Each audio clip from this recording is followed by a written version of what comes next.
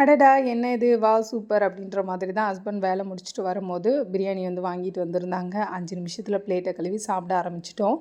என்னதான்னு தெரியல, அந்த பிரியாணிக்கு இருக்கிற மார்க்கெட் சுத்தமா வந்து குறையவே மாட்டேன்னுது.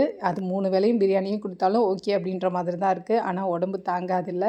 ஸோ அதுக்காக வந்து மாத்தி சாப்பிடுற மாதிரி இருக்கு. ஸோ இந்த மாதிரி நம்ம ரொம்ப ஆசைப்படுறது வீக்லி ஒன்ஸ் எடுத்துக்கிறதுனால அதோட மார்க்கெட் குறையலையா என்னன்னு எனக்கு தெரியல. ஸோ நெக்ஸ்ட் வந்து பார்த்தோன்னா, அதோட சேர்த்து ஸ்நாக்ஸும் வந்து வாங்கிட்டு வந்திருந்தாங்க. ஸ்நாக்ஸுமே இந்த கடையில ரொம்ப ஹைஜீனிக்கா அண்ட் வந்து ரொம்ப ரொம்ப குவாலிட்டியா வந்து இருக்கும். ஸோ அங்க தான் வந்து வாங்கிட்டு வந்திருந்தாங்க. பிரியாணியோட சேர்த்து ஃப்ரைடு சிக்கன் வாங்கிட்டு வந்திருந்தாங்க. ஸோ அவ்வளோதான்.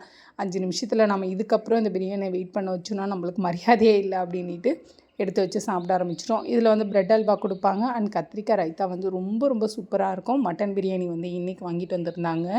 ஸோ டேஸ்ட் வைஸ் சொல்லவே வேணாம். பயங்கர டேஸ்ட்டா இருந்தது. சாப்பிட்டு முடிச்ச பிறகு தான் ஒரு திருப்தியே இருந்தது. நாளைக்கு ஒரு வீடியோல